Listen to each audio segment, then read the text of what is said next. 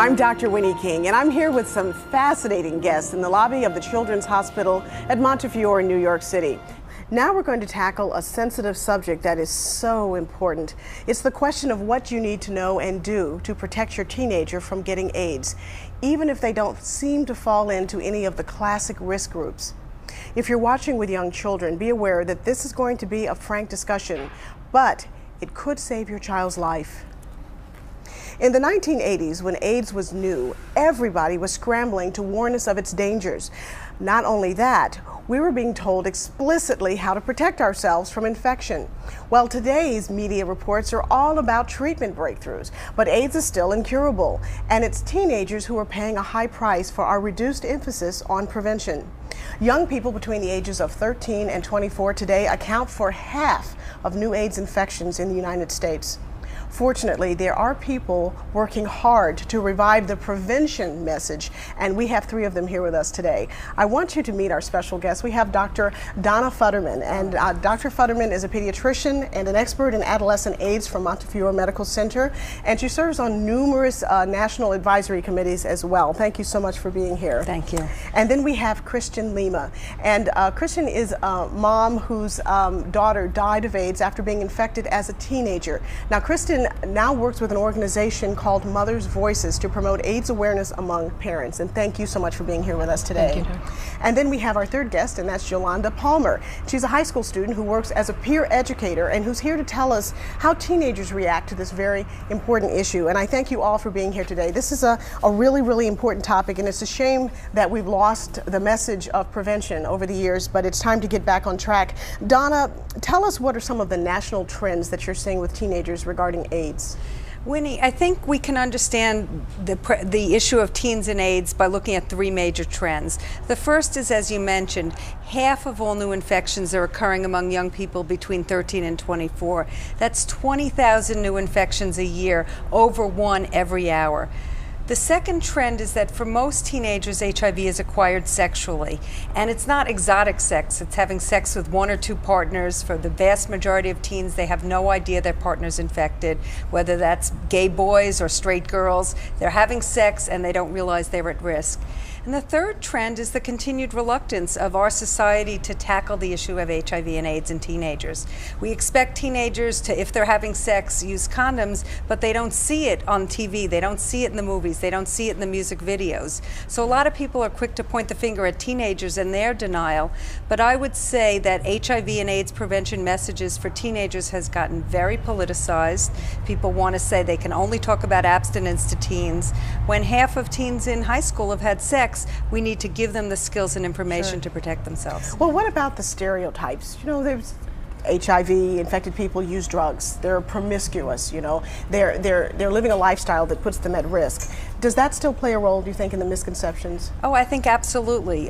Most people still think of HIV and AIDS as a disease of injection drug users, but for teens, it's not drugs that's driving it, it's really sex. And as I said, it's nothing strange. It's teens having sex in the way that they always have had sex. Well, what about the misconceptions that teenagers have about HIV? I don't think they're even thinking about it. I think teenagers still think they can tell by looking at someone. The favorite prevention line I hear is, I can tell by looking in his eyes.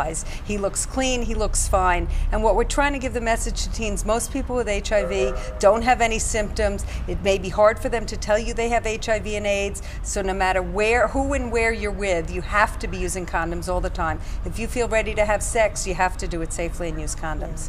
Kristen, you suffered a parent's greatest loss. You lost your daughter to AIDS. Tell us about Stephanie. How old was she when you lost her? She was 26 when she died. At 24, we were in the process of opening up new businesses, adjoining businesses. We were very excited, and she started to have problems swallowing, and I kind of thought that it was the anxiety and the pressures of all, waiting for contractors to finish things and deadlines. And she went to a couple of different doctors, and finally she had an endoscopy, and they found that she had candida in her esophagus, which indicated the presence of HIV, most possibly that it was HIV. And that must have been devastating. It was unbelievable. It was beyond devastating. It was like it was just unthinkable. We just couldn't imagine that it had happened, and I really considered myself to be a fairly forward-thinking, educated parent who tried to educate her child, you know, and I really did not think that that was an issue for us. I really didn't. Well, did you know that your daughter was sexually active? Oh, I knew she was sexually active. We went to, when we went to the gynecologist when she was just before she was 16, I hoped she was not sexually active, and we talked about birth control, and I told her she had freedom to talk to the doctor by herself if she needed privacy, and that I would step outside. And she said no, she wanted me to be there, and she said that she was indeed sexually active, and so we did what I thought was the progressive and careful parenting thing to do. We discussed birth control, and we discussed sexually transmitted diseases to some degree, but I have to admit that the things that Donna was just talking about were part of my belief system too. You know, that it didn't happen to regular kids. Sure. Well, now you lived in a small town in Rhode Island, nice affluent area. Yes. Was AIDS even on the Richter scope of possible infections? I didn't believe it was for heterosexual contact, you know, sexual experience. I just really, I knew I had friends, gay men, who had contracted HIV, and I was aware that people with had HIV from IV injection, but I really did not know anyone. I didn't feel that I knew anyone, and yet for many years my daughter had been living with HIV and we didn't know it.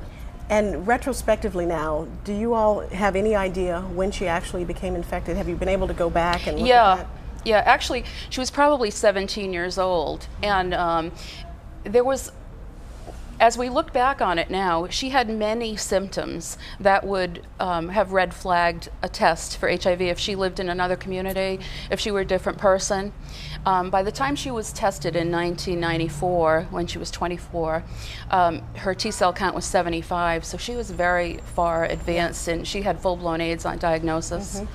So it had been going on for a while, long time, and unfortunately not picked up. Yolanda, you are very knowledgeable about HIV and about AIDS and teenagers. What are the things that teenagers misunderstand about AIDS?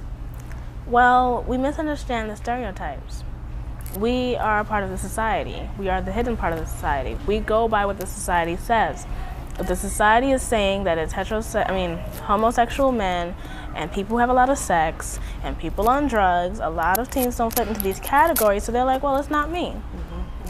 And teens typically have their first sexual experience in their teen years. So this is the time when sex is really on their minds. They're thinking about sex. What is the biggest thing that they're worried about when they start having sex?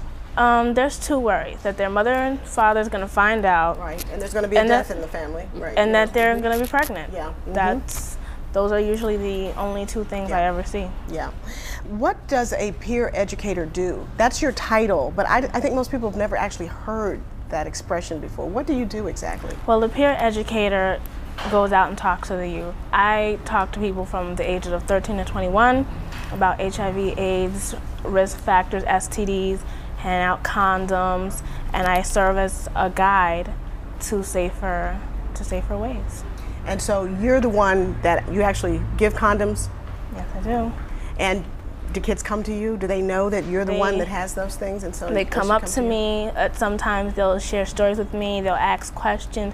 Where can I get tested? A lot of people do not know. A lot of teens specifically do not know where they can go and get tested for free. I mean, we don't have a lot of money as teenagers. Sure. We don't know where to get tested. We're scared. Right. Well, let me ask you, Donna and Kristen, your focus is parents. You're obviously trying to reach the teens. Parents watching the show are going to wonder, wow, I've got a teenager. What do I do? You know, what do I say? How do I even bring this subject up and get started? What would you suggest parents do? Well, I believe that it's one of the most difficult things in the world to sit in front of your child and talk about their sexuality and their intimacy and even accept the fact that your child is ever going to be sexual. But I just say from my own experience, the difficulty that of sitting there and talking to your child and being candid with them is a lot less uncomfortable than a moment where a doctor says that your child is HIV positive. Mm-hmm. So, yeah. Chris? And I think the other thing is the need to start early. You talk about sexuality before the young person could possibly be sexually active. And then as a parent, it's wonderful to have these conversations, but part of becoming a teenager for a child is becoming independent, and they need to get information elsewhere. And supporting the young people to look on the web, to read magazines, to ask questions of their doctor, to speak individually to their doctor, I think is also very important, because you can't do everything. Sure, you can't. But being proactive is such a big thing that parents sometimes they sit back and wait for something to happen and then they react. But in this particular case, an HIV infection is something that you can't fix once it's there. You know, we're leaving you with a very clear message. Parents must be involved in protecting their children from becoming AIDS statistics. This literally is a matter of life and death. Now, here's a list of phone numbers you can use for additional information about AIDS. So grab a pencil as I read them. The U.S. Centers for Disease Control, CDC, the AIDS hotline. In English, it's 1-800-342-2437. In Spanish, 1-800-344-7432. Adolescent AIDS Program, 1-718-882-0322. CDC Prevention Network, 1-800-458-5231. All of these organizations also have websites. And finally, I want to thank all of my guests for being here on the show and talking about a very tough topic, and our hearts go out to you. And I so appreciate you sharing Stephanie's story, your story, to help so many other parents that are struggling and don't quite know what to do. Thanks so much for watching. See you next time.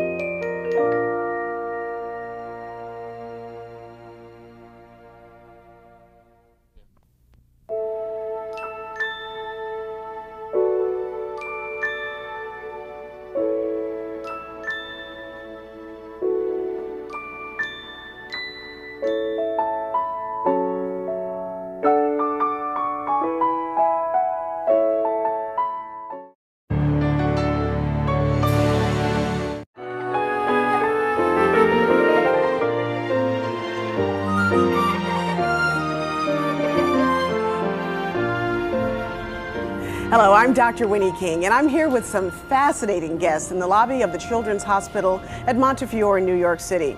Now we're going to tackle in the 1980s, when AIDS was new, everybody was scrambling to warn us of its dangers. Not only that, we were being told explicitly how to protect ourselves from infection. Well, today's media reports are all about treatment breakthroughs, but AIDS is still incurable, and it's teenagers who are paying a sensitive subject that is so important. It's the question of what you need to know and do to protect your teenager from getting AIDS, even if they don't seem to fall into any of the classic risk groups. If you're watching with young children, be aware that this is going to be a frank discussion, but it could save your child's life. High price for our reduced emphasis on prevention. Young people between the ages of 13 and 24 today account for half of new AIDS infections in the United States. Fortunately, there are people working hard to revive the prevention message, and we have three of them here with us today. I want you to meet our special guest. We have Dr. Donna Futterman, and Dr. Futterman is a pediatrician and an expert in adolescent AIDS from Montefiore Medical Center, and she serves on numerous national advisory committees as well. Thank you so much for being here. Thank you. And then we have Christian Lima, and Christian is a mom whose daughter